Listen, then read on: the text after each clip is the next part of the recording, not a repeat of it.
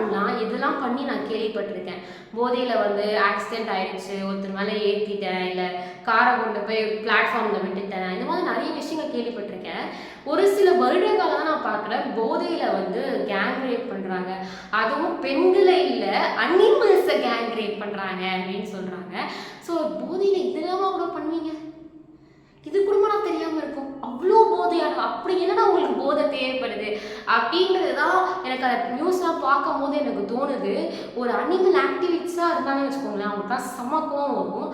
So அப்படி ஒரு animal activist share பண்ண ஒரு போஸ்ட்டில் தான் நான் இந்த நியூஸை வந்து பார்த்தோன்னே எனக்கே சே அப்படிங்கிற மாதிரி இருந்துச்சு. ஸோ அந்த அளவுக்கு வந்து நாடு மாறிக்கிட்டு இருக்கு அப்படின்றத நான் கண்டிப்பாக சொல்லணும். இந்த வீடியோ நான் எதை பற்றி பேசிக்கிட்டு இருக்கேன் அப்படிலாம் நீங்கள் தெரிஞ்சுக்கணும் அப்படின்னா வாங்க வீடியோக்குள்ளே போயிடலாம்.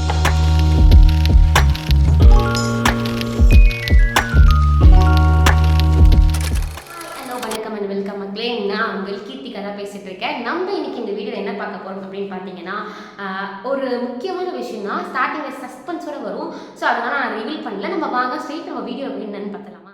ஆக்சுவலி ஆந்திராவில் கோதாவரி மாவட்டம்ல பீமாவரம் அப்படின்ற ஊருக்கு பக்கத்தில் இருக்கிறது தான் ஒக்கலப்பொடி கிராமம். ஸோ அந்த கிராமத்தில் ஒரு விவசாயம் பண்ணுறவர் வசிச்சுட்டு வந்துட்டு இருக்காரு. அவர் பேர் பில்லி சத்யநாராயணா. ஆக்சுவலி பில்லி சத்யநாராயணா என்ன பண்ணியிருக்காரு அப்படின்னு பார்த்தீங்கன்னா, இந்த மாதம் ஜூலை 5ஆம் தேதி அங்கே பக்கத்தில் இருக்க ஒரு போலீஸ் ஸ்டேஷனில் போயிட்டு இந்த மாதிரி போதையில் கூட்டு பாலியல் பண்ணியிருக்காங்க, பலாத்காரம் பண்ணியிருக்காங்க அப்படின்ற மாதிரி ஒரு கம்ப்ளைண்ட்டை கொடுத்துருக்காரு. ஆனால் அந்த கம்ப்ளைண்ட்டை போலீஸ் ஸ்டேஷனில் வாங்கலை, அதுக்கான ஆக்ஷனும் எடுக்கலை.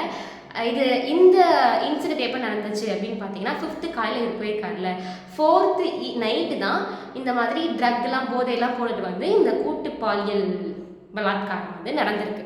போலீஸ் ஸ்டேஷனில் இந்த கம்ப்ளைண்ட் எடுக்கலை அப்படின்னு உடனே பில்லி நாராயணன் என்ன பண்ணியிருக்காரு அப்படின்னு பார்த்தீங்கன்னா, அந்த மாவட்டத்தோட மாவட்ட ஆட்சியர்கிட்ட போயிட்டு இந்த கம்ப்ளைண்ட்டை ஒரு மனுவாக கொடுத்துருக்காரு.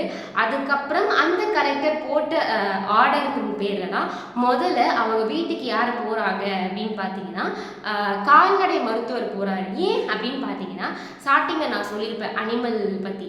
ஸோ ஏன் அப்படின்னு பார்த்தீங்கன்னா, இந்த கூட்டு பாலியலுக்கு உள்ளான அந்த பர்டிகுலர் யார் அப்படின்னு பார்த்தீங்கன்னா, ஒரு எருமை மாடை தான் வந்து கூட்டு பாலியல் பண்ணியிருக்காங்க இவங்க.